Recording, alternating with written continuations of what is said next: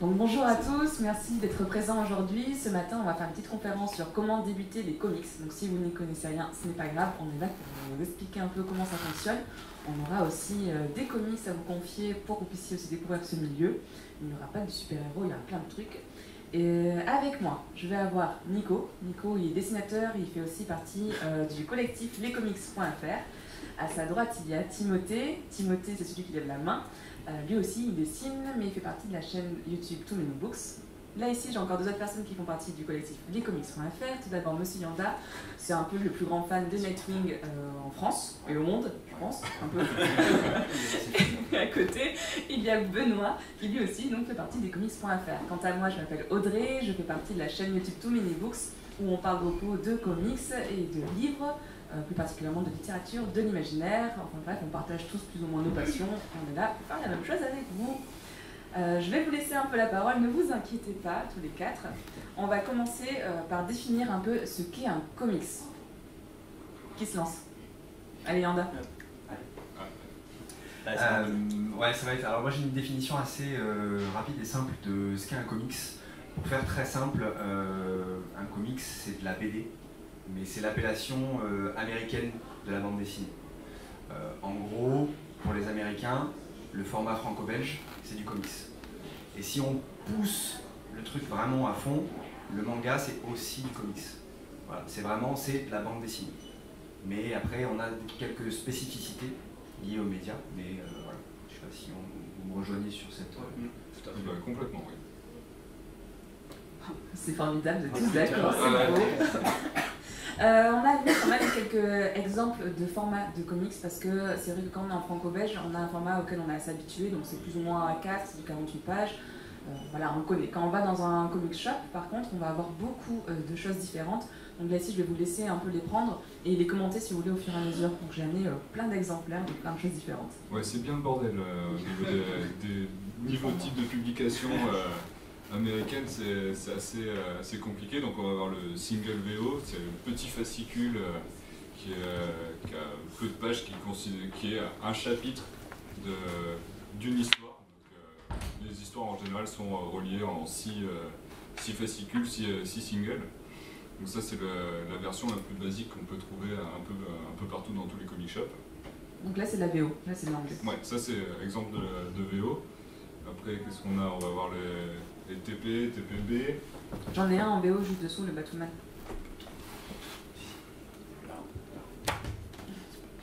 Donc ça c'est un TPB.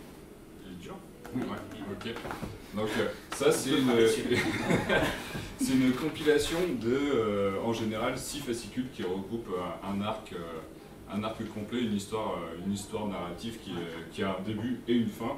Donc c'est l'équivalent un peu d'une sortie franco-belge, d'une histoire d'un tome franco-belge. Et donc il y a la version TP, c'est à peu près la même chose, mais qui a une couverture molle. Donc voilà, c'est juste la différence. C'est un peu les différentes sorties qui peuvent exister. Voilà, exactement. Donc ça c'est pour la VO. Quelqu'un veut s'occuper de la VF? Juste pour la VO, le single VO, tu l'as pas dit, mais c'est du mensuel. Oui. Ou bimensuel. Ou bimensuel. Parce que l'une des particularités du comics, contrairement au franco-belge où on va voir une histoire, un album, et à la limite on a le tome 1, le tome 2, le tome 3, tous les mois en comics, l'histoire va sortir sous forme de chapitres. Donc à la fin on va voir le TPB, je crois que c'est comme ça s'appelle, je sais jamais pour les appellations, qui va sortir en France surtout, mais qui va être plus sous le format franco-belge. Monsieur? Voilà. Ça m'amuse parce que ça me rappelle, en fait, Butch Cassidy et le Kid, ou je sais plus quels étaient les westerns quand j'étais tout gamin, en fait c'était ces formats-là qu'on achetait.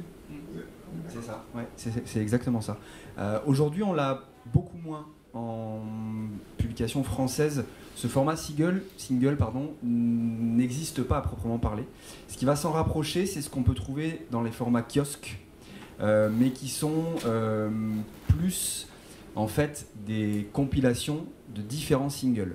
Là par exemple celui-ci, le Superman Univers, qui sort donc tous les mois, et on a à l'intérieur un numéro de Superman, un numéro d'Action Comics, un numéro de Batman Superman, un numéro de Wonder Woman Superman et un numéro de Bizarro. Donc on a 5 singles comme ça, de titres différents, qui sont rassemblés dans ce kiosque-là. Et là-dessus, c'est un gros avantage par rapport aux comics américains, parce que le single VO va être autour de 3-4 euros.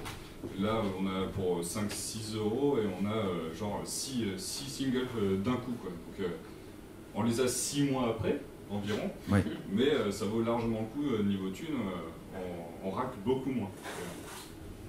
Et on a aussi après les éditions, ce qu'on appelle les collected editions, donc les éditions reliées en souple ou en format dur.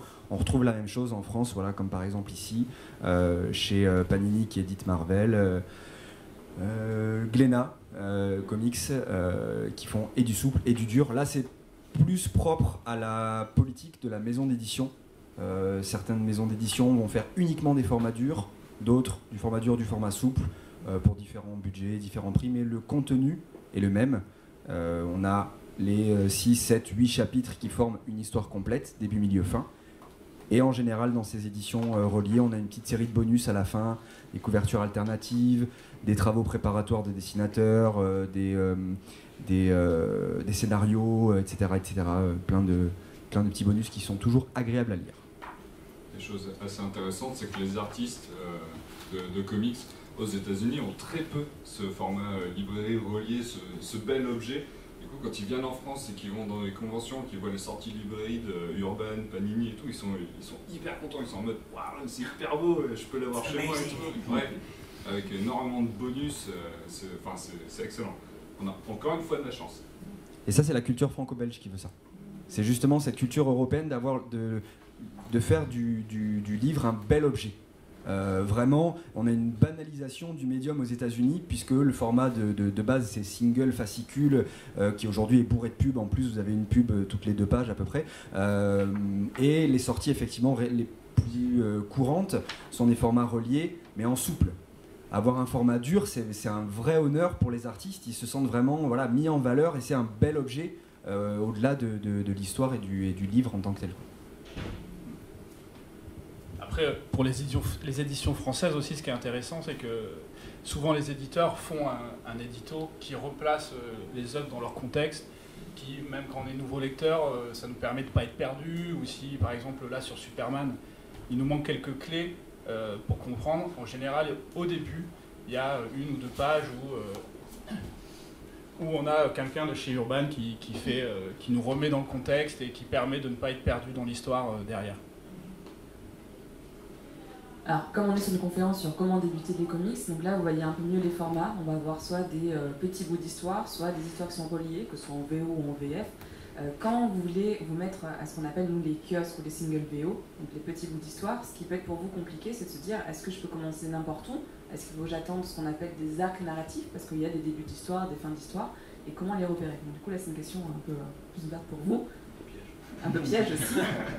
Comment vous faites? Pour repérer les comics, Pour savoir quand tu peux commencer. Par exemple, là, c'est le numéro 943. Est-ce que je peux commencer au numéro 943? eh ben là, au petit bonheur la chance.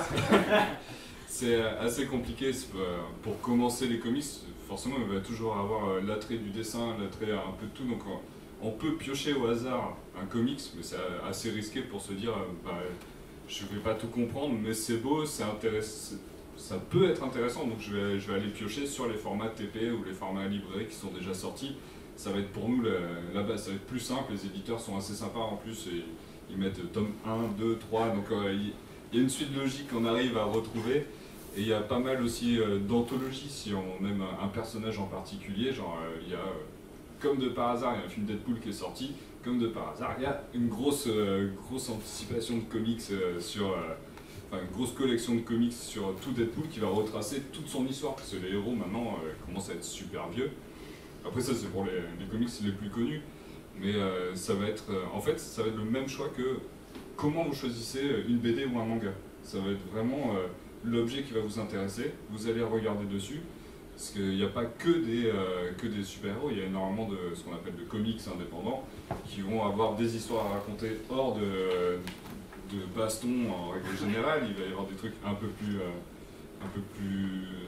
touchants ou un peu plus simples. Donc voilà, donc c'est vraiment ouais, c'est au pifomètre quoi.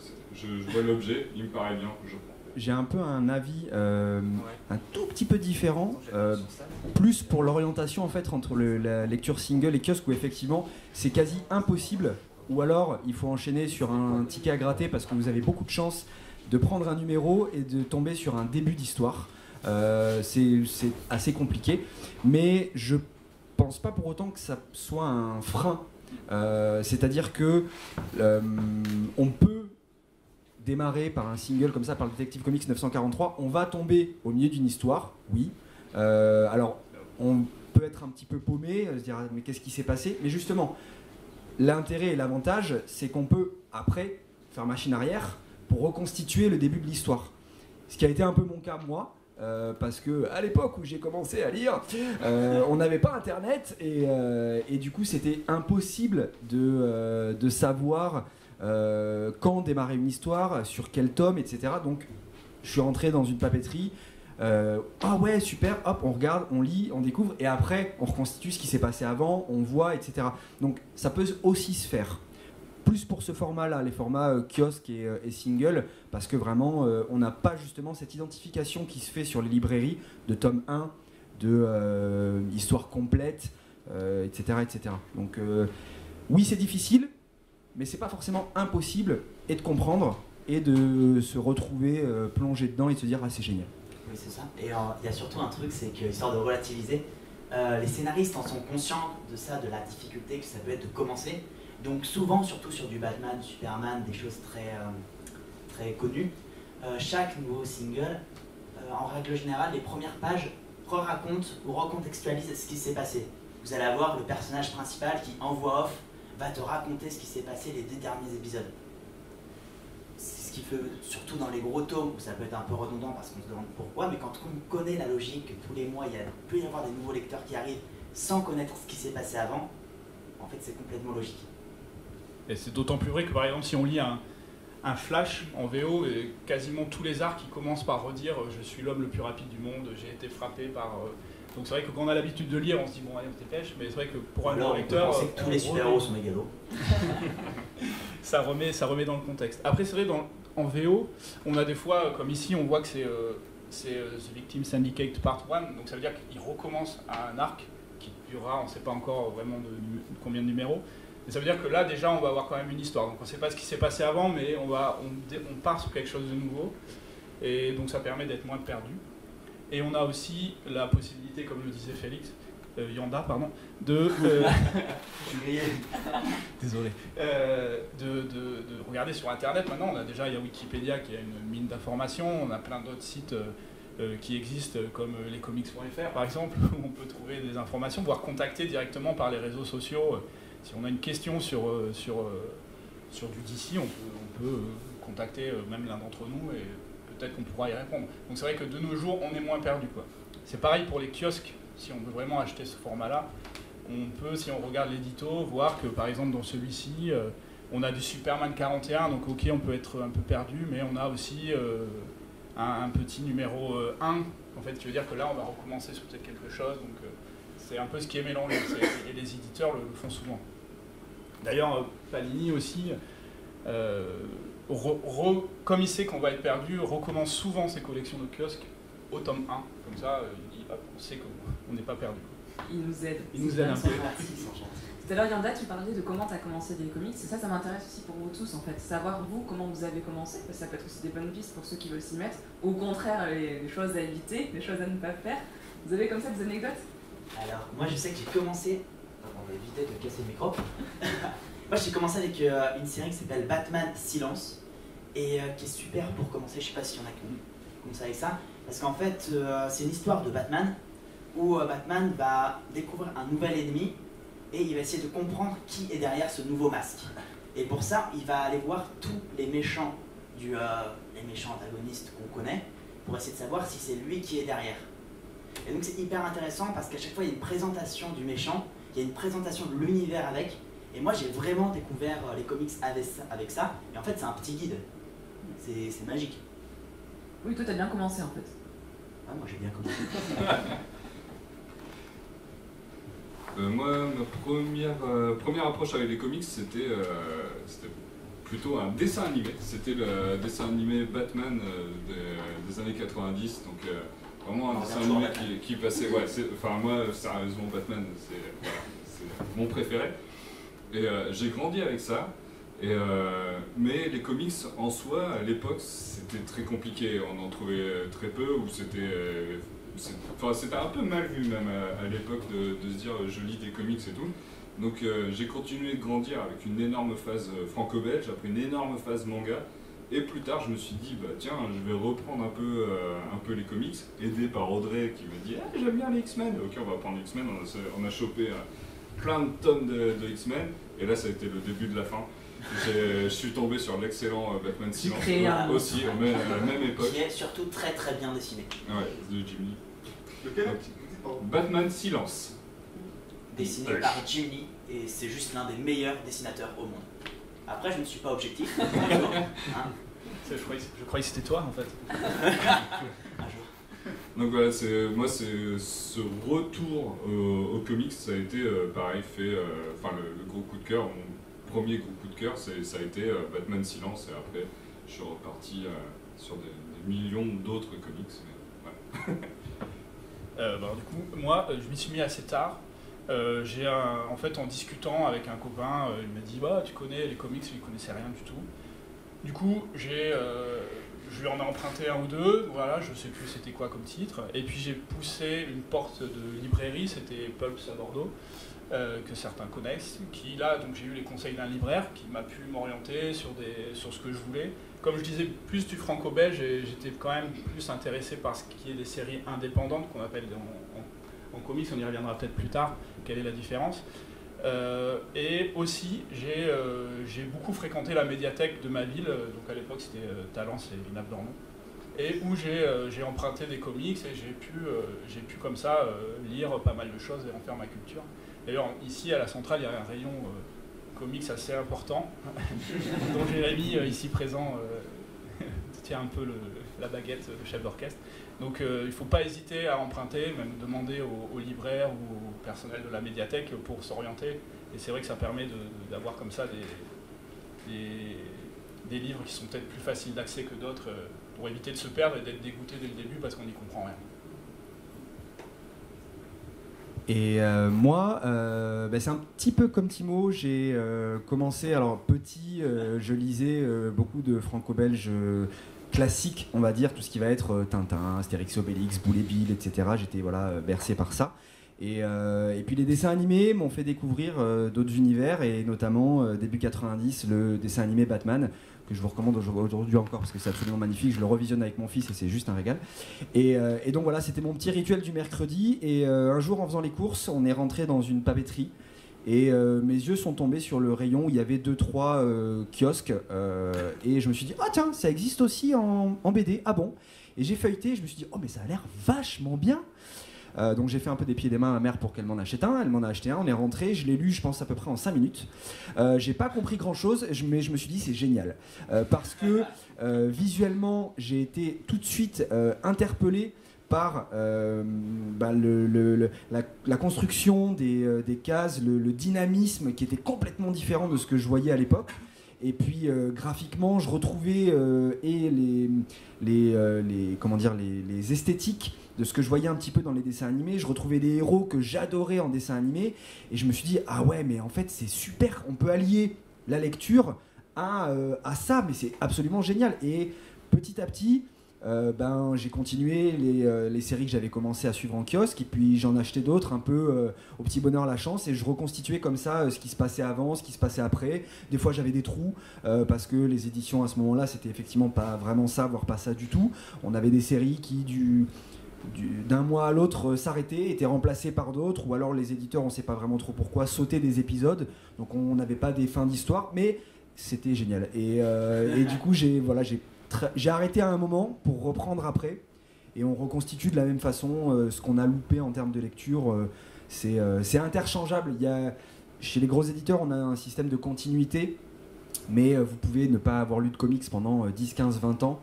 Vous reprenez, on remet en contexte assez rapidement avec les aides des éditeurs et même aussi au niveau des histoires, de ce que disent les personnages, etc. On peut tout à fait faire des pauses, reprendre, démarrer, tomber en plein dedans. Il n'y a pas vraiment d'âge limite et c'est vraiment c'est top. Voilà. Alors, pas d'âge limite, mais le côté petit, par contre, faites attention. Les histoires, hein, elles sont peut-être dessinées, des fois elles sont... Ouais, voilà. Ouais. Celui-là n'est pas conseillé à tout Ça, le monde. c'est du Batman, et c'est extrêmement violent. C'est alors pas violent en termes d'image, mais au niveau psychologique. Ça va parler de viol, ça va parler de destruction psychologique. On prend Gordon, donc le commissaire qui est propre sur lui, qui respecte la loi et tout, et le Joker part du principe que n'importe qui, du jour au lendemain, peut péter un câble et devenir comme lui. Et on va suivre une construction autour de cette destruction du personnage, donc en détruisant petit à petit des repères fixes qui construisaient le personnage, il va se retrouver de plus en plus perdu. Et c'est à la lecture, mais c'est prenant, c'est impressionnant, c'est une super histoire. Donc The Killing Joke, enfin voilà, les comics c'est pas...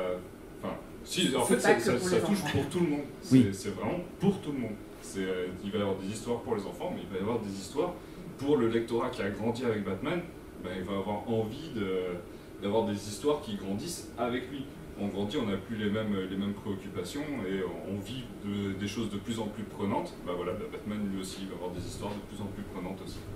Il y a un truc intéressant que vous dites depuis tout à l'heure, vous avez tous commencé pratiquement, un peu moins peut-être, par rapport à des histoires de comics de super-héros. Donc on l'a dit tout à l'heure, les comics c'est pas que des comics de super-héros, même si en France par extension souvent on parle plus de Batman, de Superman, tout ça. Et de Marvel aussi, même si Yanda est là, il y a aussi de Marvel. Ce qui est important, je pense, à savoir, c'est que la continuité, donc le fait que les conséquences d'il y a 3 ans peuvent encore être maintenant, ça peut toujours continuer. Il est important de ne pas en avoir peur parce qu'on peut se renseigner sur internet, on peut se renseigner auprès de personnes spécialisées, ça peut être des libraires, ça peut être des bibliothécaires, enfin voilà, des gens en médiathèque. Et il faut le penser un peu comme une série télévisée. Alors on va penser au Feu de l'amour, on va penser à Grey's Anatomy, des séries qui existent depuis des années.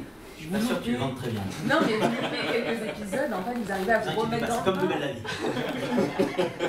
Vous pouvez très bien raccrocher les wagons et puis deviner en fait de ce qui s'est passé derrière, ce n'est pas un souci. Vous connaissez un peu les grands poncifs des personnages, ça suffit. Vous les connaissez pas, c'est pas grave, vous allez plonger dedans, vous allez découvrir. Donc Batman, on sait que c'est un homme bizarre qui aime bien se déguiser en chauve-souris. Voilà, ça suffit. C'est à peu près ça, ouais. Mais oui, effectivement, j'aime bien ta comparaison. Parce que c'est vrai que c'est ça, la continuité chez les 2 grands éditeurs du genre super-héroïque que sont donc Marvel et DC. C'est quelque chose qui peut faire peur parce qu'on se dit ah mais attends, ils ont 70 ans d'histoire, moi je vais arriver comme ça, j'ai jamais rien lu, je connais à peine, voilà, je sais que Superman c'est un extraterrestre qui vole, que Batman il se déguise en chauve-souris, mais c'est tout, et je vais tomber en plein milieu là-dedans, oui mais non. L'idée c'est ça, c'est vraiment oui mais non, parce que on a de l'aide des éditeurs, mais aussi des scénaristes, comme disait Nico tout à l'heure, ils en ont conscience de ça, ils en ont conscience que la continuité, ça peut faire peur et ça peut être un frein, et elle est présente, mais c'est plus un espèce de long fil conducteur, mais qui permet quand même d'aller et venir sans être vraiment handicapé par des histoires ratées ou des choses, des événements vraiment marquants. Les événements vraiment marquants, on vous les rappelle de toute façon. Vous vous souvenez, il s'est passé ça. Et des fois, vous avez même à l'intérieur un petit encadré qui vous dit voir telle histoire, tel truc. Et là, ah ok, donc ça je note pour plus tard apprendre. Voilà, il y a plein de clés qui vous permettent, quel que soit le moment où vous rentrez dans l'univers des comics, de vous y retrouver. Ça peut prendre plus ou moins de temps, mais ça se fait et ça se fait très bien. Mais surtout que Superman, là, il a 75 ans. Je pense qu'aucun de nous ici à 75 ans, on va commencer Superman à cette époque-là. Et pourtant, tout le monde peut lire, quoi. Donc ça reste un business. Il faut que tout le monde à un moment puisse rentrer dedans, ne pas être perdu et envie de lire. Donc il va y avoir des lecteurs de Superman qui vont rentrer là maintenant, qui vont avoir 10 ans, et des plus vieux qui ont sans doute 75 ans, et des comme nous qui ont eu 30 ans. Merci.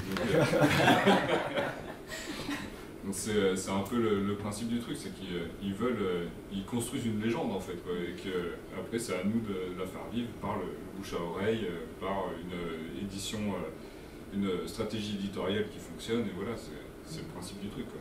Tout à l'heure, Benoît, toi, tu as parlé plus d'indépendants.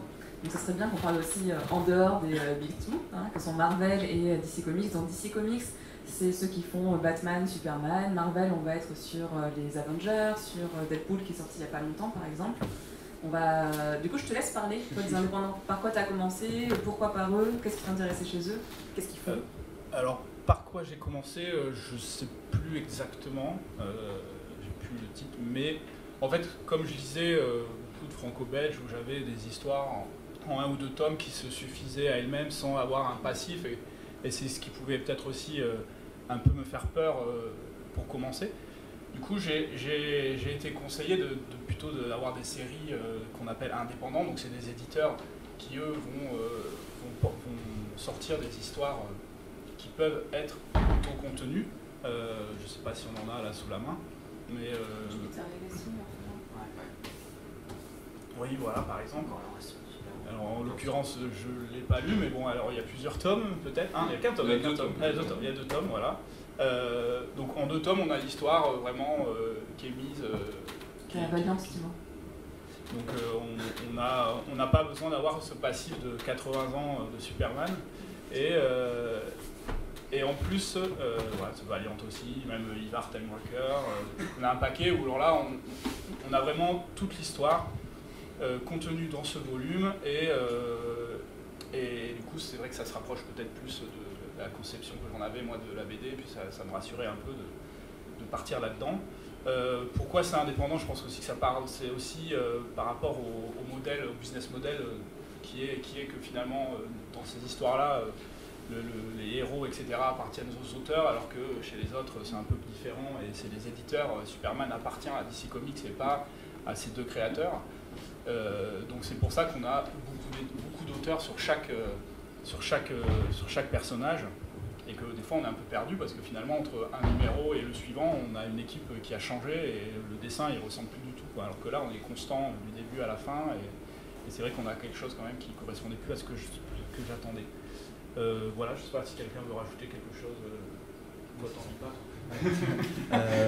C'est ça en fait, la vraie nuance sur le comics indépendant, c'est que les équipes créatives, scénaristes et dessinateurs ont pleine possession des droits sur les personnages, des droits d'exploitation. Ce sont en règle générale souvent leurs personnages, leur vraie création, et c'est devenu pour eux un vrai moyen d'expression parce que là ils font ce qu'ils veulent.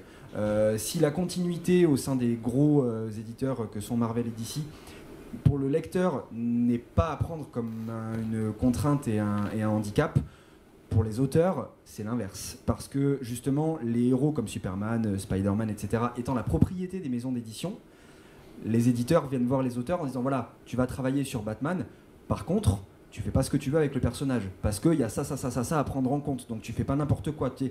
Les équipes créatives sont vraiment dans un carcan plus ou moins serré et ne peuvent pas faire ce qu'ils veulent. Donc ils sont obligés de jouer avec tout ça et prendre tout ça en compte pour écrire leur histoire. Le comics indépendant, c'est leur univers, c'est souvent justement une série, un univers autocontenu, et ce sont leurs personnages. Donc là, c'est carte blanche, c'est allez-y, éclatez-vous. Et on a souvent une vraie différence de travail et de qualité de travail faite par un auteur sur une série de super-héros et sur une série indépendante. C'est vraiment deux aspects super différents, et vous pouvez très bien avoir détesté ce que va avoir fait un auteur sur un comics de super-héros, et au contraire aller sur une série indépendante à lui qui est sa création et trouver ça génial. Et c'est là qu'on se rend compte qu'il y a une vraie différence marquante entre le comics indépendant et le comics dit mainstream, que sont les histoires de super-héros, qui restent malgré tout le genre le plus répandu dans le comics. C'est ça, parce que comme tu dis, c'est une logique différente. Par exemple, les Big Two, les Marvel, les DC, avant d'être juste des histoires, c'est un univers entier. Par exemple, Avengers, Spider-Man, Iron Man, tout est dans le même univers. Contrairement à Image Comics, qui est un éditeur indépendant, qui va avoir des différentes séries, mais aucune n'est forcément dans le même univers. C'est comme par exemple pour Delcourt en France, Soleil, les maisons d'édition éditent des histoires qui n'ont rien à voir les unes avec les autres. Contrairement à Marvel et DC qui éditent des histoires qui font partie d'un même tout. Et d'ailleurs, il y a des anecdotes qui sont assez rigolotes, on en a parlé tout à l'heure. Il y a un auteur qui a relancé Batwoman, qui a fait un très très bon relaunch, qui a été acclamé par la critique et qui est sorti de sa série parce que la maison d'édition n'a pas accepté qu'il marie son héroïne, qui est donc lesbienne, à sa compagne, alors que c'était des débats par rapport au mariage pour tous aux États-Unis, que ça avait été accepté. Mais les maisons d'édition n'ont pas voulu. Donc l'auteur a dit bon, bah, je m'en vais, au revoir. Donc Oui, c'est là ça. qu'on voit la limite au niveau de la créativité, quoi. Et pour parler comics indépendants, donc on a les comics en règle générale qu'on connaît, qui sont les comics de super-héros. Les comics indépendants vont vous offrir une diversité d'histoires complètement différentes. On va retrouver de la science-fiction si on aime bien ça, on va retrouver du post-apocalyptique si on aime bien ça, on va retrouver un équivalent BD indépendante, scénar à la Clint Eastwood dans un village perdu au fin fond du Texas. On va avoir des histoires autour de 3 copines en université qui vont vivre des trucs, ça va être leur quotidien, mais avec plein de messages qui fonctionnent bien. Le comics indépendant en fait permet d'élargir à tous les styles qui existent en fait. Je pense que c'est une bouffée d'air frais pour les auteurs. Ouais, c'est ça. Ben moi, en fait, c'est pour ça que je suis parti sur le comics indépendant. C'est que je lisais énormément de DC et de Marvel, donc Batman, Superman, Iron Man et tout le tralala. Ils ont offert des nouveaux personnages ces derniers temps, genre Miss Marvel, qui sont excellents, mais je commençais à m'ennuyer. J'ai l'impression de lire toujours la même chose, où ça a moins d'impact, où les histoires, il y a eu des grosses déceptions. Donc j'ai commencé à me pencher sur le comics indépendant avec l'arrivée de Bliss Comics en France, qui édite tout le catalogue Valiant. Ça restait des super-héros, donc j'ai commencé à apprécier ce nouvel univers qui offrait plus de possibilités. Et puis après, j'étais là, ouais, ça reste encore du super-héros, donc je suis parti sur de la science-fiction avec Saga, je suis parti... on se retrouve avec un marché, mais un marché infini, et c'est ça qui est génial, c'est que tout le monde peut offrir son histoire, et que c'est pas forcément parce que c'est un comics que ça doit rester du super-héros. C'est ça. Moi je sais que le comics indépendant qui m'a complètement fait halluciner, c'est un comics qui s'appelle Punk Rock Jesus. J'envoie qui à caisse. Et en fait l'histoire, très brièvement, c'est une société de clonage humain, etc., qui décide de cloner le premier être vivant. Et qui cloner? Donc il décide de cloner Jésus. Et puisqu'il faut faire bien un peu de bif autour de ça, on va montrer sa vie dans une télé-réalité. Et voilà, c'est le concept. Le truc, c'est que d'un moment, Jésus, le nouveau Jésus, va en avoir marre et il va devenir un chanteur de rock punk athée. C'est parfait. C'est super-héros. Et c'est clairement pas du super-héros. On va passer plutôt à des conseils, ça vous va? Ouais, juste pour finir sur les comics indépendants, c'est que là, par contre, pour commencer, il n'y a pas de souci. En général, c'est le numéro 1, et là, tout commence au numéro 1. C'est la même logique que pour le franco-belge. Oui, c'est beaucoup plus simple, c'est vrai. Je vais d'abord demander, donc j'ai quelques questions pour eux ici. Je vais vous demander des conseils pour des personnes en particulier, donc des cas fictifs. Après, on passera à vous, donc on vous prendra à vous aussi, voir un peu ce que vous aimez, vous conseillez quelques livres. Allez, pour des fans de Batman, ça va être facile, ça va. On est chaud. Pas du Batman, en tout cas. Un fan de Batman, mais qui a Moi, peut-être je l'ai vu que dit, les films. je conseillerais Batman Silence parce que c'est la porte d'entrée que j'ai eue et c'est celle qui m'a fait rester. Alors pour partir sur un peu plus récent, moi je partirais sur la cour des hiboux, parce que j'ai pris une claque de lecture où à un moment je me suis retrouvé avec le livre à l'envers, et je suis putain, j'ai pas vu venir le truc, et l'histoire, le dessin était excellent, ça parle de société secrète autour de Gotham, et c'était une très très bonne introduction. Alors pour quelqu'un qui aime bien Batman, donc déjà il y a ces deux-là, oui, qui sont à lire effectivement. Moi j'aurais tendance à conseiller à part cela un titre qui s'appelle Batman année 1, qui raconte en fait le retour de Bruce Wayne à Gotham City et ses premières aventures en tant que Batman. Voilà. Et on a donc toute une construction sur le personnage, sur ce qu'il est, sur ce qu'il veut faire, sur comment il veut agir, etc., qui est hyper intéressante et qui sont les premières origines du personnage de Batman. D'ailleurs, dans cette veine-là de lecture des origines de Batman, il y a une relecture qui est vachement cool, qui s'appelle Batman Terre 1, et en fait qui est une réadaptation plus moderne des origines de Batman. Et en fait le Batman est une sorte de mélange entre le badass qu'on peut voir au cinéma et dans les comics, et de Kick-Ass. Donc c'est très intéressant, et visuellement c'est juste trop beau, le gars qui fait les dessins, fait les expressions comme personne, le gars c'est un magicien. Et c'est ultra moderne comme manière de raconter une histoire. T'en as un toi aussi, Benoît? Non, alors, pour le coup, moi Batman c'est un univers que je ne maîtrise pas du tout, donc ceux-là je les ai lus, mais je serais incapable de le conseiller, donc à part discuter et l'orienter vers autre chose, je pense que... Et tout à l'heure, on a parlé un peu et j'avais identifié une phrase et je sais que tu as une réponse, donc je te la pose, hein, pour un fan de voyage temporel. Ah, alors pour un fan de voyage temporel, je suis d'accord. Alors moi j'ai adoré la BD que Timo nous montre ici, qui s'appelle Ivar the Time Walker, donc là c'est marqué dans le titre, il y a des voyages temporels. Donc c'est l'histoire, c'est un peu une course-poursuite dans le temps où finalement ils vont faire des...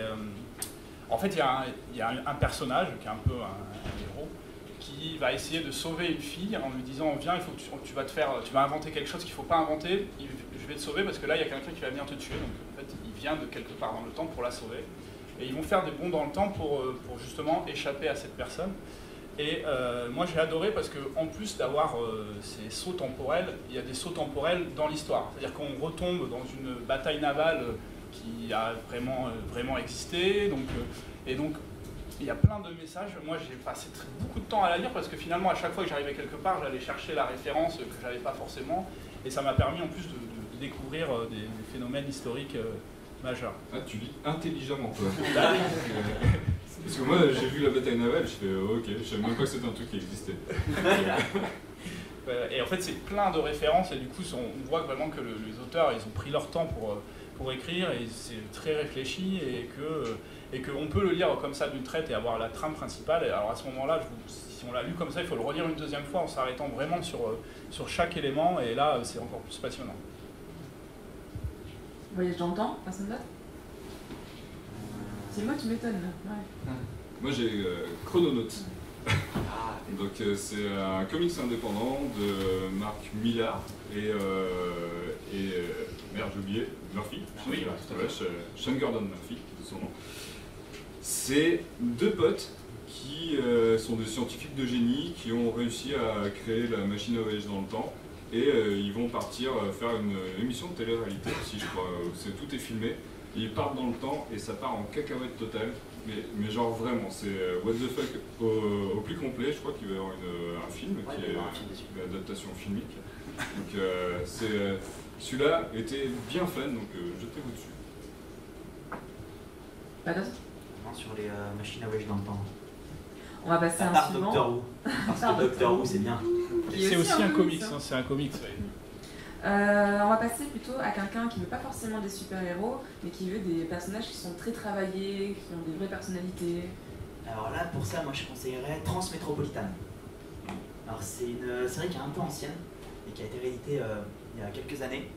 Et c'est sûr, ça se passe dans un futur proche, et pas si proche que ça non plus, et où tout le monde peut presque faire tout et n'importe quoi. Tu peux devenir un alien si tu veux, tu peux te mettre 3 bras, tu peux faire tout ce que tu veux en termes de génétique. La société a évolué de la pire des manières possibles. Et dedans, on retrouve et on suit Spider Jérusalem, qui est un journaliste politiquement incorrect. C'est-à-dire qu'il envoie des insultes à tout le monde, mais à chaque fois c'est justifié parce que justement c'est dans l'humeur du personnage, etc. Donc il n'y a rien de gratuit. Et ce truc-là, c'est complètement hallucinant. Faut le lire pour comprendre, je pense. Je sais pas si vous êtes d'accord. Je l'ai pas lu encore. Eh ben, il faut que tu comprennes. Je l'ai acheté. On a une autre? Oui, ben on peut... Nightwing? oui, mais t'as dit hors super-héros, donc je suis bloqué. Mais non, là comme ça, instinctivement, je pense à Saga. Ouais, qui est... ouais, bien vu. Série écrite par un auteur qui s'appelle Brian Kevogan et dessinée par Fiona Staples. C'est un... Brian Kevogan, c'est celui qui a scénarisé Lost, par exemple. Voilà, pour resituer un petit peu. C'est pour faire résumer ça simplement, c'est une histoire d'amour. C'est Roméo et Juliette dans l'espace. Voilà. En gros, on va suivre deux personnages principaux dont les noms m'échappent, qui sont en fait issus de deux planètes qui sont en guerre depuis des années.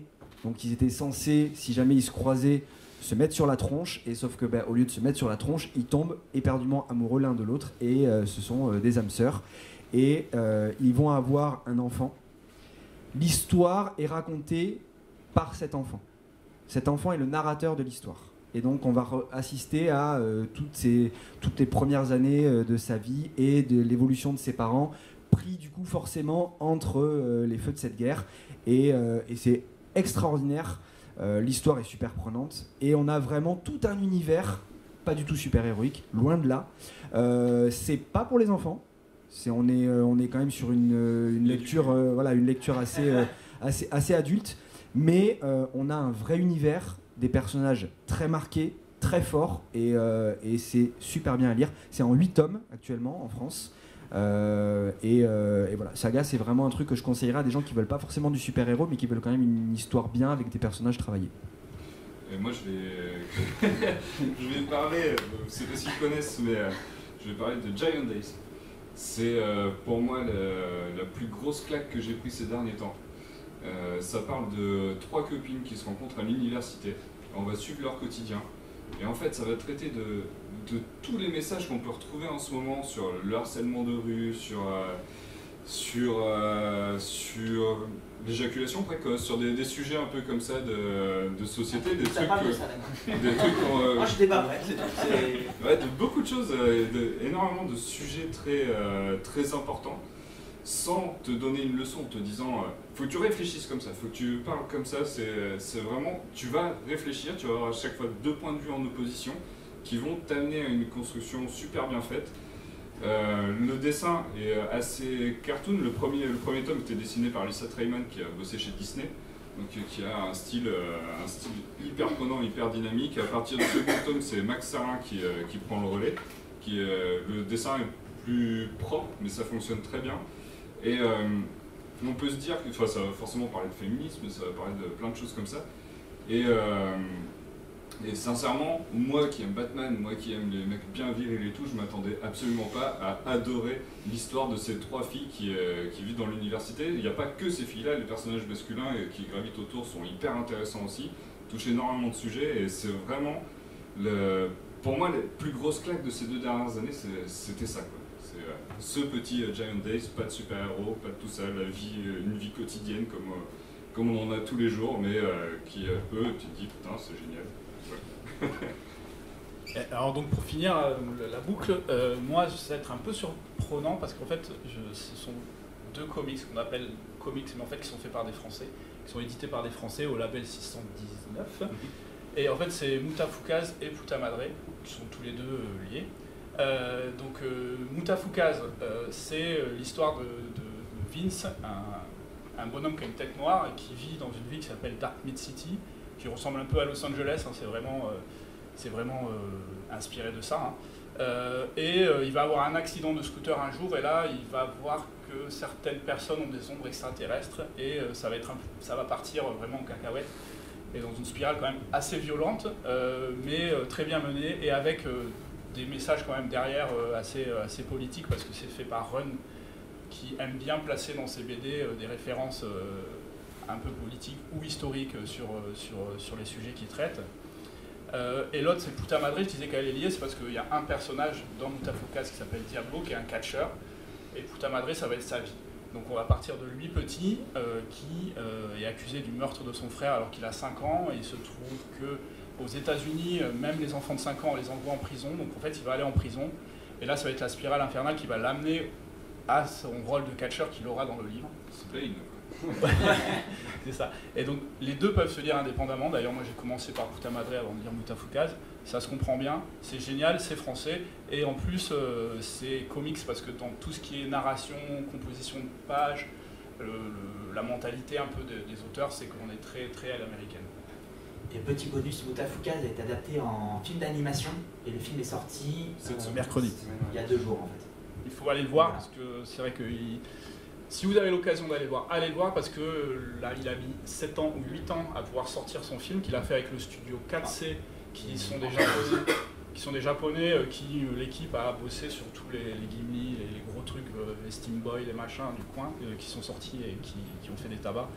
Et par contre, comme peu de personnes en France étaient convaincues de son projet, ils comptent sur nous pour aller le voir et leur montrer qu'ils ont tort. On va déjà. Ouais. Alors, un autre conseil pour quelqu'un qui veut du fun, ne pas se prendre la tête, veut lire, veut rigoler. Ouais. Giant Days. Alors moi, si j'ai le micro, je vais continuer. Je voudrais dire Scott Pilgrim, qui est vraiment... c'est une histoire d'un ado qui tombe amoureux d'une fille. Alors il est déjà en couple avec une fille, donc il commence par la larguer forcément pour l'autre. Et en fait, cette fille, pour qu'il arrive à sortir avec elle, il va falloir qu'il combatte ses ex. Donc il a 7 ex maléfiques. Et à chaque fois, les combats, ça va être un peu comme dans un jeu vidéo en fait. Ils vont se battre dans un combat de guitare, il me semble, dans plein de trucs. Et c'est vraiment très frais, très fun, et ça se lit très bien. Voilà, c'est mon conseil. En truc fun aussi, j'ai lu récemment Rick and Morty. Rick and Morty, donc c'est une série animée à la base, et là ils en ont fait aussi une BD, et c'est le même kiff que pour la série animée. C'est-à-dire que les scénarios sont aussi barrés, le dessin est exactement le même, et c'est un bonheur à lire. Ça se lit pas si rapidement que ça en fait. Moi j'avais très peur qu'en 5 minutes c'est lu, et finalement j'ai passé 1 heure, 2 bonnes heures, et je l'ai lu 3 fois le truc. C'est hallucinant et c'est un plaisir, mais comment j'en ai jamais lu. Par contre, il faut avoir vu la série, il me semble, quand même. Ah, le comics se lit pas si tu accroches pas déjà à Rick et Morty. C'est en complément, c'est un Et si tu connais pas la série, tu peux lire? Non, tu t'accrocheras pas. Moi j'ai lu sans la série. Enfin, moi je considère que... Ah, tu as lu sans? Ouais.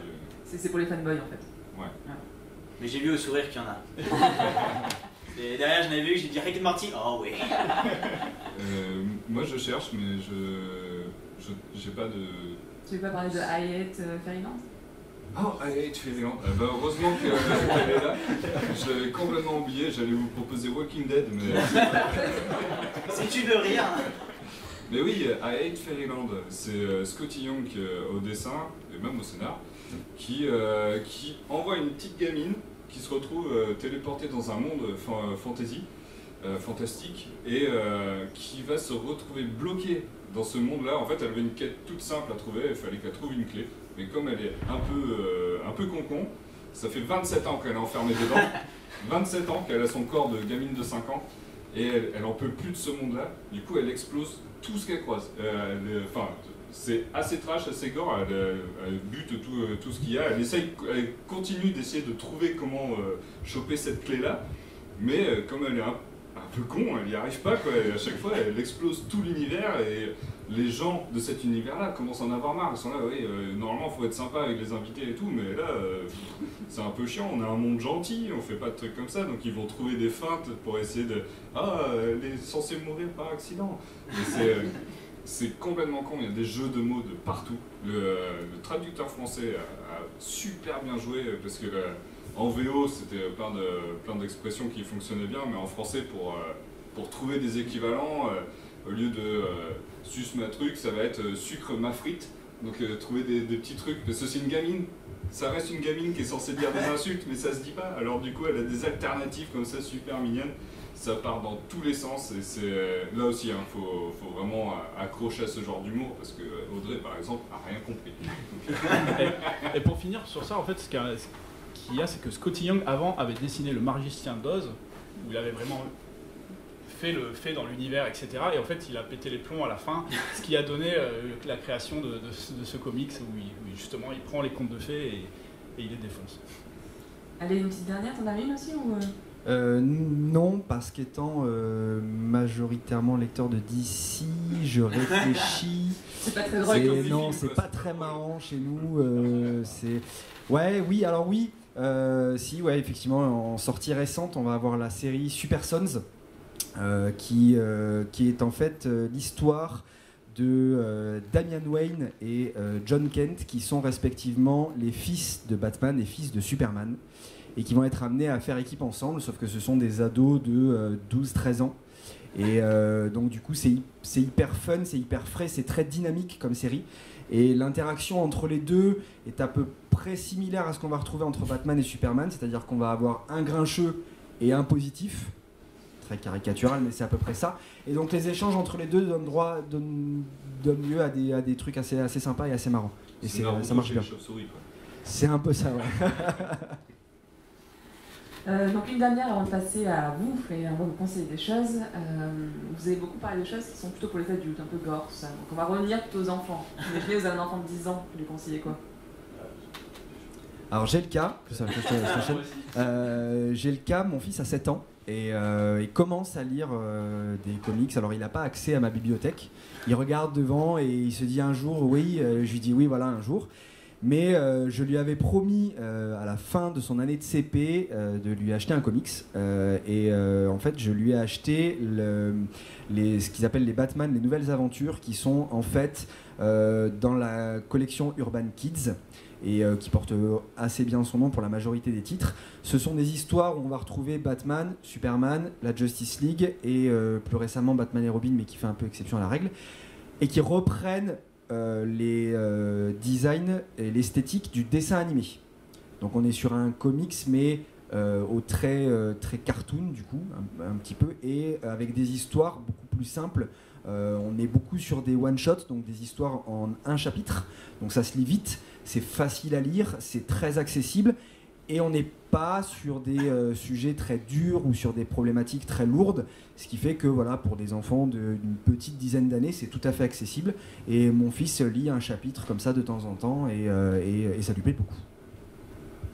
Et donc, comme j'ai le cas moi aussi, en fait c'est exactement la même chose. Chez Urban Kids, il y a toute une collection où on retrouve donc, par exemple Batman et les Tortues Ninja qui est génial, qui est en plus avec l'humour des Tortues Ninja, donc c'est parfait, même les adultes, moi j'ai pris beaucoup de plaisir à le lire. Alors moi j'ai des filles, alors bon, ça oriente peut-être un petit peu, même si de moins en moins. Elles ont beaucoup aimé aussi DC Super Hero Girl, où en fait c'est les super héroïnes qui sont à l'école, quoi, à l'école plutôt au collège ou au lycée, et donc il leur arrive des aventures où voilà, ils retrouvent les professeurs aussi, des aventures avec les professeurs, et de l'autre côté il y a des méchants quand même qui arrivent. Il n'y a pas de violence, même s'il y a des combats, ça se finit toujours bien, et elles ont bien accroché sur les dessins, sont fans de Supergirl et de Poison Ivy, quoi, voilà. Et donc ça passe super bien. Et vous? Silence. Non, j'ai pas d'idée. En fait, j'ai que des mangas en tête, mais j'ai pas de comics. Moi, j'ai lu, ouais, pareil, j'ai pas lu de comics orientés plutôt enfant. Oz, il passerait ou pas? Je sais pas. Oz, tu l'as lu, hein? Le Magicien d'Oz. Le Magicien d'Oz, oui, je l'ai lu, donc de Scotty Young, le penchant sain de I Hate Fairyland, qui fonctionne très bien, c'est très mignon, ça marche sans problème. Donc encore une bonne suggestion d'Audrey. Donc ça passerait sans problème. Mais après, à part Yotsuba... Les Super Delta et les Super Delta. Super Delta, ça aurait plutôt ça aurait pu être plutôt dans le côté fun ultra barré. Les gamins, je pense qu'ils vont pas avoir suffisamment de recul pour comprendre les références. Et là encore, c'est plutôt un souci d'édition française, parce qu'en fait, aux États-Unis, il y a quand même beaucoup de comics qui sont faits pour les enfants et qui n'arrivent pas tous jusqu'à chez nous parce qu'il n'y a pas forcément le public qui est derrière. On va passer à vous. Je vais demander à vous, en fait, si vous avez besoin de conseils, vous allez me dire un peu à quoi il s'agit. Est-ce que quelqu'un veut lire du comics mais ne sait pas quoi lire?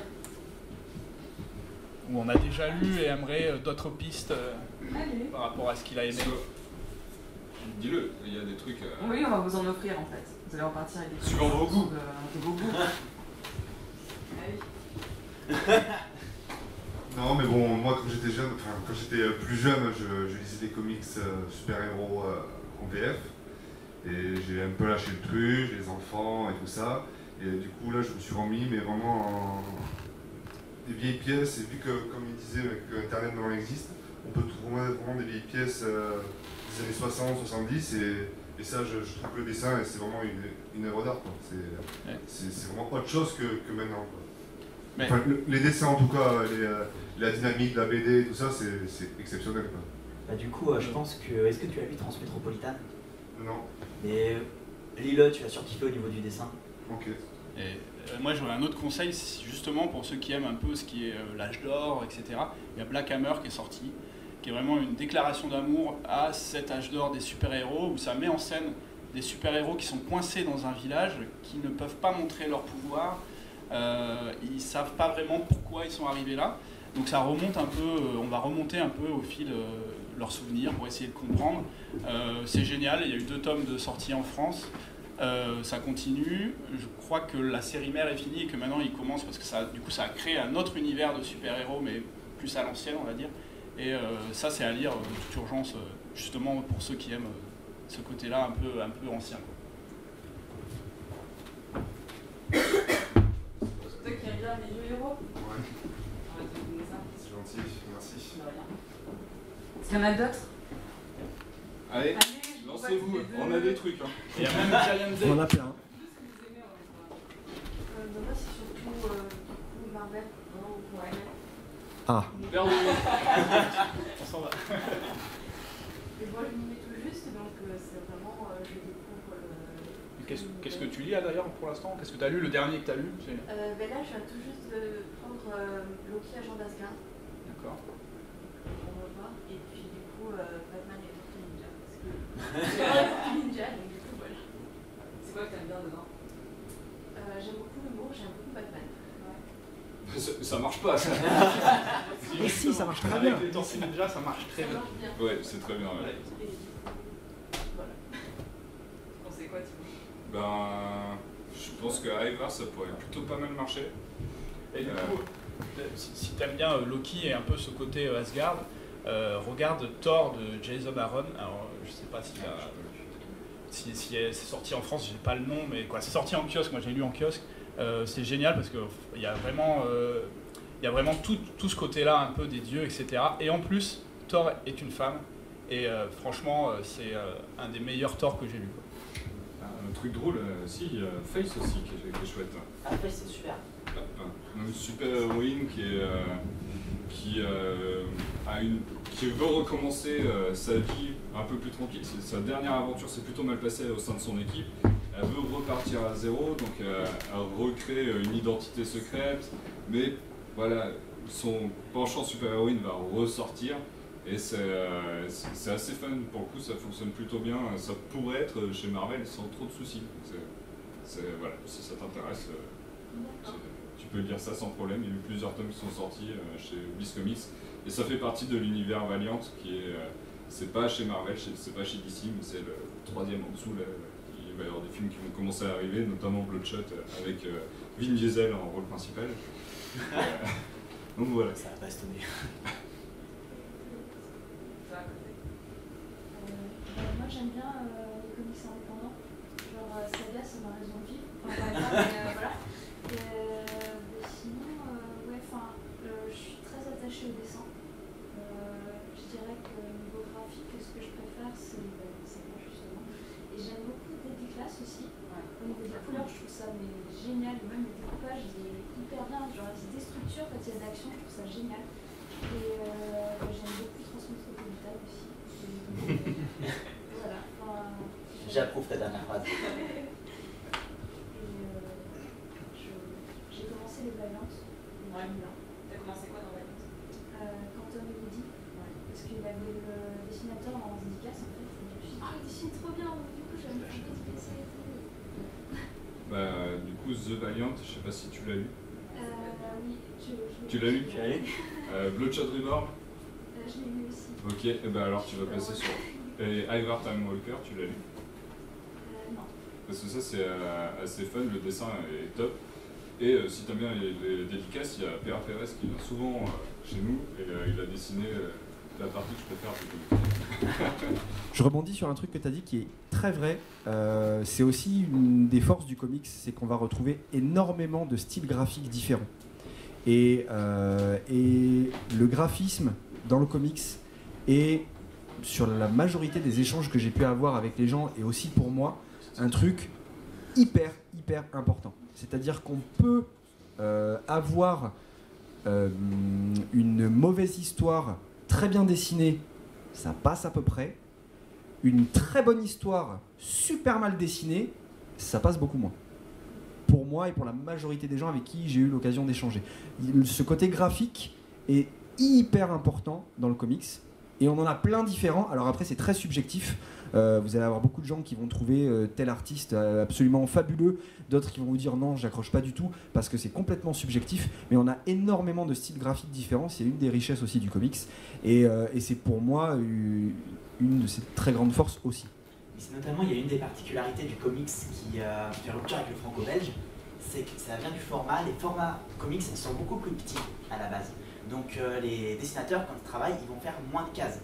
Et donc des dessins plus grands. Et c'est pour ça que, par exemple, en moyenne, dans une page de BD franco-belge, vous allez avoir entre 12 et 9 pages, et 9 cases par page. Et dans un comics, vous allez avoir entre 3 et 5 à 6 cases. Donc, ce qui fait que vous allez avoir des cases souvent plus grandes, avec plus de détails, parce que les auteurs ont la capacité de faire beaucoup plus de détails, parce qu'ils travaillent sur le même format par contre. Et pour, on peut dire, rebondir ce que a dit Yanda, justement, pour l'anecdote, moi je discutais avec un ami qui me disait oui, j'aime pas trop les dessins super-héros parce que c'est très criard, machin, tout ça. Et en discutant un peu avec lui, je lui dis bah écoute, va tester Kingdom Come de Alex Ross, qui fait un énorme boulot photoréalistique et avec des couleurs monstrueuses, et la mise en lumière de tous ces personnages est fabuleuse. Il a ouvert le livre et il est reparti avec direct, hein, parce que c'est magnifique. Tellement que maintenant un dessin de lui, je crois que ça vaut 15 000 €. Hein. Non mais le gars est hallucinant. Je pense que voilà, c'est un des dieux du dessin en ce moment. Hein. Ça, c'est le Michel-Ange du comics. Ouais. En plus, toutes ces cases sont faites à la peinture, peinture à l'huile, je crois, peinture à l'huile ou acrylique. Et à chaque fois, pour chaque case, pour chaque posing, il demande à des modèles de poser, et chacune de ces cases est une photographie avant qu'il a travaillé. Il est hallucinant. Et d'ailleurs, Kingdom Come, si vous ne l'avez pas lu, c'est génial. Alors peut-être que Yanda, tu vas en parler, parce que sinon je vais dire des bêtises à côté de toi. Il y a plein de choses à dire sur Kingdom Come. Pour faire simple, en gros, on est dans un futur hypothétique. Les super-héros qu'on connaît, Superman, Wonder Woman, etc., ont été remplacés par une nouvelle vague de super-héros, plus jeunes, mais surtout beaucoup plus immoraux et beaucoup plus violents, et prenant nettement moins en compte tout le côté dommage collatéral, perte civile, considérant vraiment les êtres humains comme une espèce inférieure, et donc ça a engendré tout un tas de problématiques. Superman, principalement, a prévenu les gens en leur disant faites attention, on ne peut pas les laisser faire ça. Les gens ont dit mais si, malgré tout, ils nous protègent, c'est pas grave. Un jour est arrivé un grand drame, et les gens se sont retournés vers Superman en disant mais en fait, Superman, tu avais raison. Et là, il leur a dit j'avais raison, mais je m'en vais. Et il est parti. Et de là démarre l'histoire. Il y a toute une trame autour de ça. Et c'est hyper intéressant en termes d'histoire, en termes de scénario, en termes de valeur, en termes de tout un tas de choses. Et on a aussi tout un contexte éditorial, mais on pourrait faire une autre conférence sur ça. Mais si vous voulez, je vous invite à aller sur YouTube, c'est l'instant promo. J'ai fait une vidéo en fait sur cette œuvre où j'explique justement tout ce contexte éditorial qui induit tout un message de l'auteur. En gros, pour faire simple, on était dans une phase de transition au niveau de l'écriture des comics qui passait de quelque chose de beaucoup plus sombre, alors que c'était justement très positif avant et très fun. On passait sur quelque chose de beaucoup plus sombre, et là, l'histoire apporte justement quelques similarités avec ce qui se passait dans le milieu éditorial à ce moment-là, et ça rend le truc encore plus intéressant. Donc voilà, c'est clairement un comics à lire, Kingdom Come, et c'est disponible dans toutes les librairies de France et de Navarre. On va passer à un autre conseil. Avec Donc, plaisir. j'ai à côté de moi une personne qui n'a jamais lu le comics, et du coup est tout intimidée. Dites-nous ce que vous aimez en littérature, en film, peu importe. La science-fiction, l'espace-temps. Si je peux pas le donner, ça va. Alors, j'aurais, moi, sur la science-fiction, une lecture que j'ai trouvée absolument géniale, qui s'appelle Descender, qui est une série indépendante, donc qui est un univers à part, et on est clairement dans de la science-fiction. Les robots ont été développés et sont à présent des compagnons de vie pour les êtres humains. Et un jour vont arriver des entités gigantesques, plus grandes qu'une planète, et ces entités vont raser, je crois, les 3/4 de la population. On ne sait pas vraiment pourquoi. Et on va suivre en fait les aventures d'un petit robot, un enfant robot, et qui est, alors c'est pareil, on le découvre au fur et à mesure, lié à ces identités cosmiques, mais on ne sait pas trop pourquoi, on ne sait pas trop comment, et il y a toute une histoire qui va se créer autour de ça, et c'est absolument génial. Et graphiquement parlant, on est sur quelque chose d'assez atypique aussi, puisque le dessinateur, qui s'appelle Dustin Nguyen, réalise toutes ces planches pareil à la peinture. On n'a pas de crayon, c'est uniquement de l'aquarelle, et c'est absolument magnifique. Voilà. Descender, ce serait mon conseil pour quelqu'un qui veut une bonne lecture SF. Ah, il faudra voir avec Jérémy. Descenders, on l'a. Ah, ok. D'ailleurs, je rebondis sur Dustin Nguyen et des trucs pour enfants. Il a fait Batman l'île Gotham, où c'est une des histoires de Batman et Robin, donc son fils. C'est des petites histoires mignonnes, et le style de dessin s'apparente à ce qu'on appelle du super deformed au niveau du manga. Des corps un peu plus petits, des têtes un peu plus rondes, mais qui accentuent les expressions, qui accentuent pas mal de choses, et c'est super chouette pour les enfants. Et pour les grands aussi. J'ai bien aimé. Encore des conseils? Alors, il nous reste ça. En boutique. Il nous reste de la baston bien badass. Il y en a qui vont... Ouais, donc vas-y. Du coup, j'avais jamais vu de comics non plus, donc j'avais pas trop ce que c'était. Pour moi, c'était beaucoup de super-héros, mais en fait, je m'aperçois que non. Et ce qui m'a pas mal plu, c'est le livre que tu as présenté, Timo, là, les 3 jeunes filles. Ouais. Et du coup, ouais, ça, je pensais pas en fait que les comics pouvaient traiter de sujets. Et si, il y a des comics intelligents. Le genre super-héroïque, c'est ce qui prédomine, c'est le plus connu, et c'est aussi le plus courant, et c'est en termes de quantité ce qu'on va retrouver le plus. Mais effectivement, c'est important de savoir, et en France, on le découvre maintenant de plus en plus, parce qu'on a une offre qui s'est vachement diversifiée aussi. C'est un des avantages de ça, c'est qu'on découvre qu'effectivement, le comic, c'est pas que du super-héros. C'est beaucoup de super-héros, oui, clairement, c'est le plus connu, mais il n'y a pas que ça. Il y a absolument tous les genres, comme disait Timo tout à l'heure. On va avoir de la SF, on va avoir du polar, on va avoir du western, on va avoir de l'horreur, on va avoir tout un tas de trucs, et qu'on a la chance aujourd'hui de plus en plus en France de pouvoir découvrir par le biais de tous les éditeurs qui arrivent, et même des gros éditeurs qui se lancent dans ces séries-là pour les proposer. Donc c'est vraiment chouette. Mais effectivement, le comics n'est pas que du super-héros, et c'est un message aussi important. Ouais, et d'ailleurs, pour rebondir, si jamais en plus l'anglais te rebute pas, en VO, il y a vraiment énormément de choses. Alors, je suis pas hyper fort en anglais, donc j'en lis. Des fois, ça me prend un peu plus de temps à lire, donc il faut surtout pas avoir peur. Et alors là, il y a vraiment encore plus d'univers. Justement, là, moi, j'ai commencé 3 séries. Il y en a une, c'est une... petite musique d'ambiance. Il y en a une... je vous en prie. Il y en a une, c'est l'histoire d'une jeune fille qui... En fait, sur Terre, un jour, il n'y a plus de gravité. Donc, tout s'envole, etc. Elle, en fait, elle doit avoir 2 ans quand ça se passe, donc elle a connu que ça. C'est la première génération qui connaît que ça. Ça s'appelle Skyward. C'est plutôt frais, rigolo, il n'y a pas de super-héros, etc. Il y en a une autre, c'est sur de la cuisine qui vient de sortir. Alors, je ne l'ai pas encore lu, je dois aller la récupérer, mais je vais la commencer. Donc là, en fait, c'est un peu fantasy, mais autour de la cuisine. Et en plus, c'est bien fait parce qu'il y a, dans les critiques que j'en ai lues, dans l'appel qu'il y a eu, c'est que tout ce qui est cuisine est encadré par des chefs cuisiniers. Donc là, en plus, ça reste crédible. Donc il y en a vraiment pour tous les goûts, et il ne faut pas vraiment avoir peur de pousser la porte d'un libraire. Alors bon, pour la VO, on n'en a qu'un, et c'est à Bordeaux, donc il faut y aller, c'est rue du Loup. Il y a Internet sinon. Donc rue du Loup, c'est Pubs Comics. Hein. Comics, n'hésitez pas, vous serez toujours bien accueillis. Je leur fais pas de pub, donc c'est pas vrai. D'ailleurs, en parlant de VO, c'est une bonne manière aussi de se mettre à l'anglais. C'est con à dire, mais moi je sais que c'est une des choses qui m'a fait le plus progresser. C'est Voilà. simple. Moi j'en ai en anglais, il y en a ici. Après la conférence, venez jeter un œil. Vous verrez que c'est pas très compliqué. Un autre conseil? Moi, pareil, c'est sur les grosses claques, comme Mélanie peut mettre ce livre ou d'autres. Qu'est-ce que vous avez recommandé? Oui, voilà, l'action, l'humour, tout. C'est pas difficile, mais c'est vraiment la grosse claque. Moi je sais que j'ai eu une grosse claque, c'est une série qui s'appelle Lock and Key. Et c'est comment expliquer ça? C'est 3 enfants qui voient leur père se faire assassiner et qui vont essayer de changer d'air avec leur mère, etc. Et ils vont aller dans une vieille maison où a grandi leur père. C'est une sorte de gros manoir.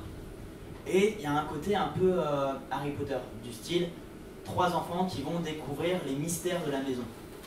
Et ils se rendent compte qu'il y a plusieurs clés dans la maison qui, si tu ouvres la bonne porte, donnent accès soit à un monde spirituel, soit où tu deviens un animal, soit tu as tel pouvoir, soit tu as tel truc. Et en fait, chaque numéro, il découvre une nouvelle clé. Et donc, un nouveau problème et une nouvelle histoire. Et c'est génial. Et c'est écrit par le fils de Stephen King, si je dis pas de bêtises. Et ça va ressortir bientôt d'ailleurs parce que c'est le nouvel éditeur iComics qui en fait c'était Milady avant qui n'existe plus. Et il y a un nouvel éditeur qui s'appelle iComics qui vient d'arriver et ça ressort je crois à l'automne. Donc il ne faudra pas hésiter. Et c'est génial. Ça se lit, mais à chaque fois j'ai envie de regarder juste quelques images parce que j'en avais en tête. Donc j'ouvre la page et 10 minutes plus tard, je m'aperçois que ça fait 20 pages que je lis. Et je m'en rends même pas compte parce que le dessin et le scénario sont juste hyper bons et fusionnent en fait. Il y a des moments où il y a des BD comme ça, on sait que c'était tel auteur et tel dessinateur sur cette BD, ça pouvait pas en être autrement. Lock and Key, c'est ça. Après, sur les coups de cœur, moi j'ai eu, par exemple en 2007, c'est Puta Madre, j'en parlais tout à l'heure. Ça c'était mon coup de cœur de 2017, pardon. Et aussi Green Arrow Rebirth, que j'adore, qui est magnifique aussi, qui tire la route, qui présente un Green Arrow, donc c'est un super-héros, mais qui est beaucoup plus social que ce qu'on peut... On a plutôt l'image de quelqu'un qui est riche, un peu arrogant, etc. Alors là, il a plutôt un côté très social, il aide les mendiants, etc. Donc c'est une nouvelle facette de ce personnage, et moi j'ai adoré, et c'est 2 tomes sortis en France pour l'instant, et voilà, ça va continuer. Alors un coup de cœur, oui, évidemment.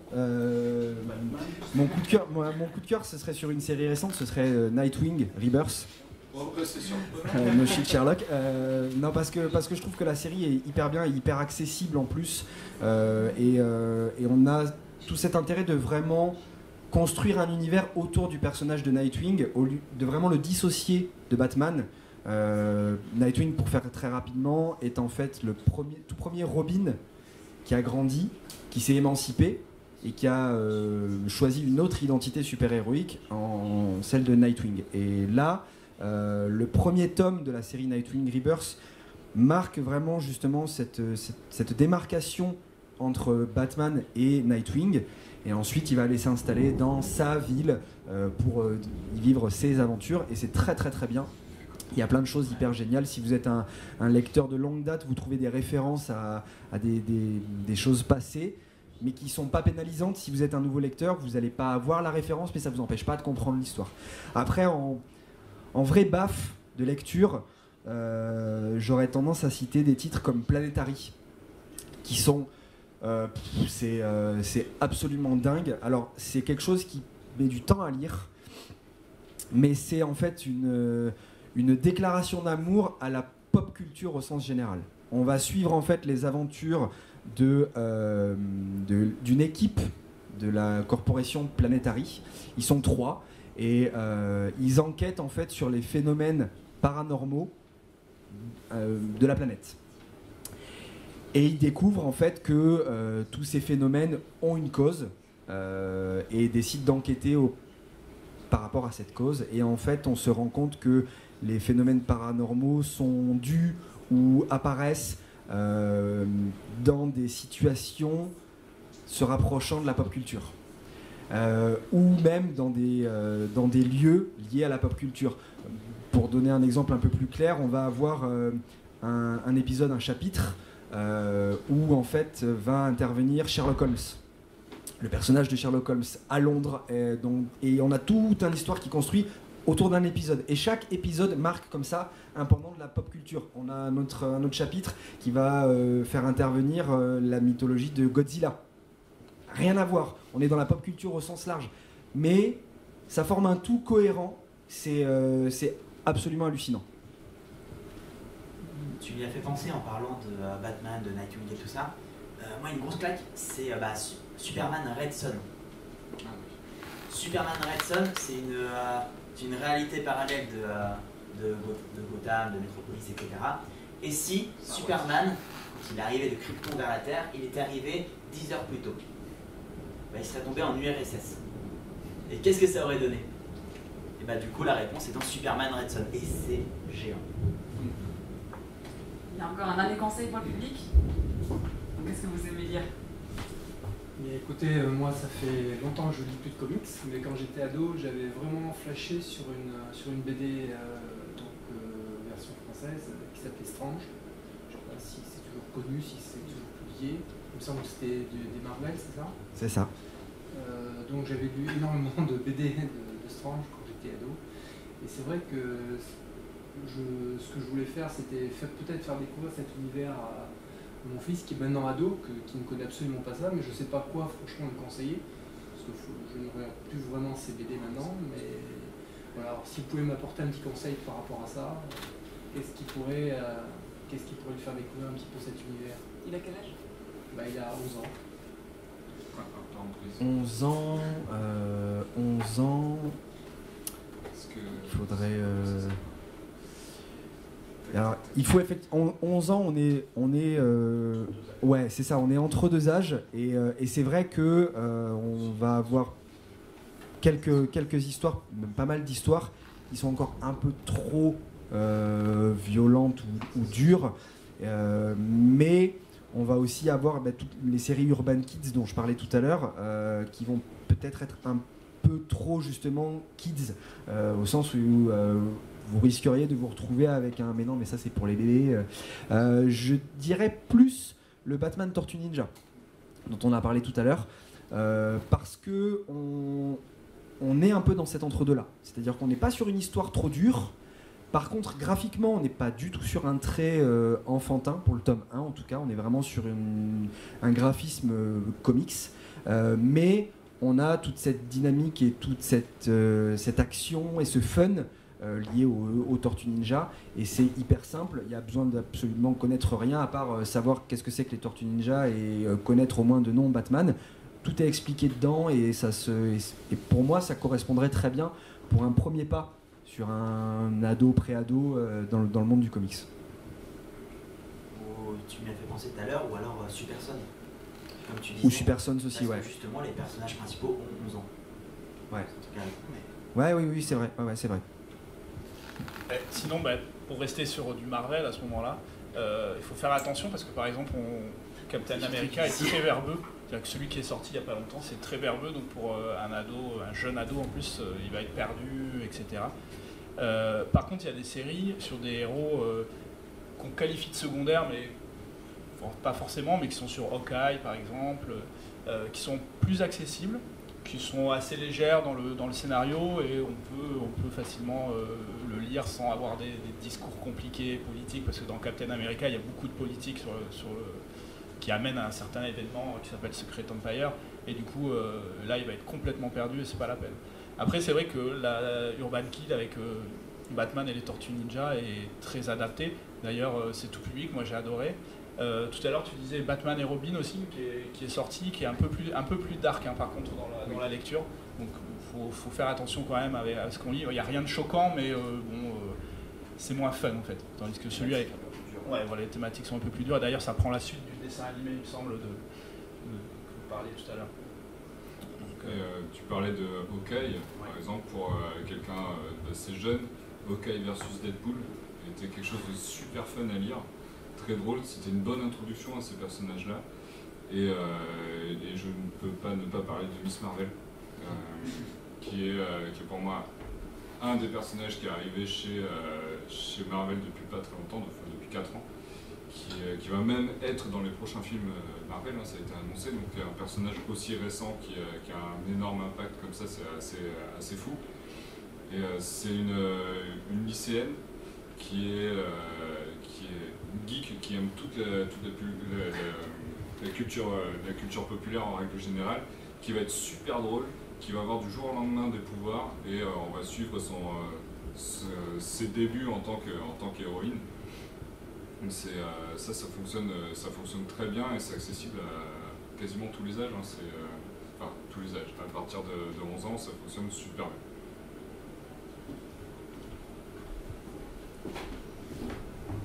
Je vous laisse là. Bon, mais c'est la fin. Je crois qu'on a fait le tour. On a donné des conseils à tout le monde. Normalement, vous voyez un peu mieux ce qu'est un comics.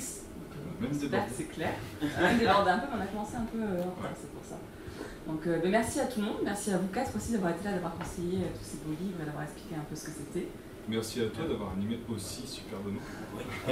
Et si je peux me permettre pour clôturer aussi, le comics c'est encore mieux quand on le partage. Donc nous on le partage entre nous parce qu'on en discute quasiment tous les jours ensemble.